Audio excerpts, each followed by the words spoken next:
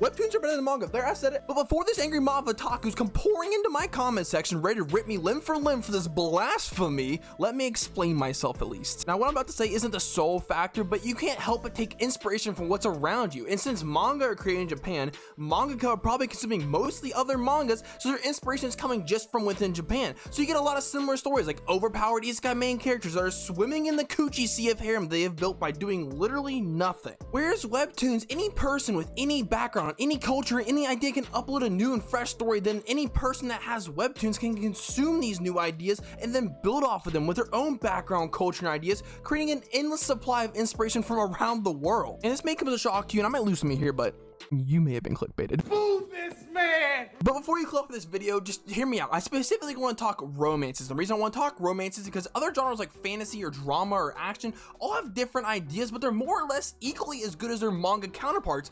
But romances is just leagues better. It's like watching high school soccer versus the Premier League. And truthfully, it comes down to several things like the location, the physicality, the constraints, the atmosphere, the emotions, the ideas. And because the majority of manga are taking inspiration from other manga and they already lack in these departments, you're probably thinking of this when you think of anime and manga romance.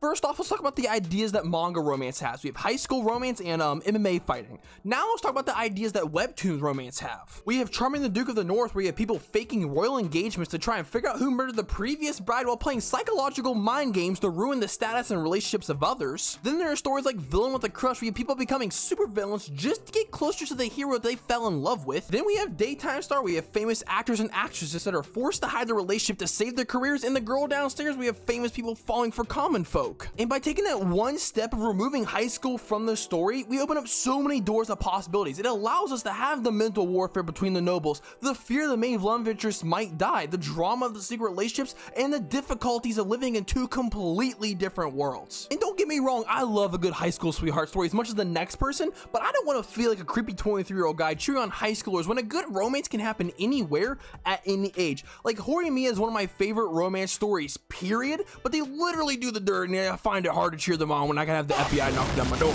But if you just change the high school to a college scenario, it completely alters the atmosphere of the story, like an Unlovable Replacement. It's a pretty similar story to Horimiya. You have two people struggling with their current lives that are hiding their true selves, end up falling for each other, but since they're adults, they have very adult problems like money, where to live, the politics of families, and also adult pastimes like living together, drinking, fuck.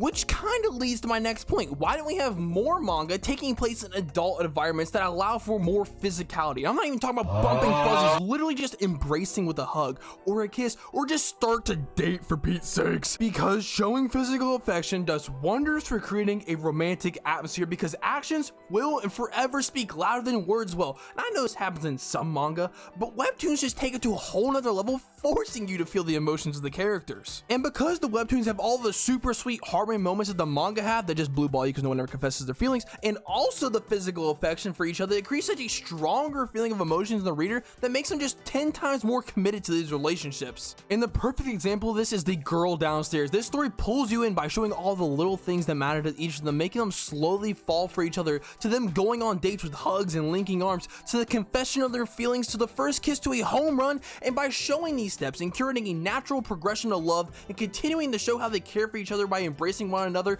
the story grips you, manhandles you, leaves you speechless by taking you on one of the wildest rides of emotions you will ever be on. And these intense emotional scenarios are just not created in high school manga, where the entire point of the story is a climax of a confession. That would finally be nice to see one, but the emotions that you feel towards that and a relationship that mirrors the real life will be vastly different. These manga just have the emotional capacity of a toddler, while the Webtoons are Cupid. And stop leaving your angry comment right now, because this is strictly my opinion. Obviously, I have read a lot of romance manga that I have enjoyed, and trust me, I know this doesn't portray all romance manga, manga, and I know there are romance webtoons that are like the manga that I have described, but I have read many more webtoons that I feel much more full of romantic feelings and emotions than romance manga. And if you don't believe me, don't worry about it. I've come bearing suggestions for you to try. We have Charming the Duke of the North, Daytime Star, The Duke's Cursed Charm, Unlovable Replacement, The Girl Downstairs, Maybe Meant to Be, and Villain with a Crush. You're welcome. And I know today's video is a little bit different than normal, so make sure you like, subscribe, especially if you want to see more of this kind of stuff, and let me know what you think about it down below in the comments, and I'll see you guys in the next one.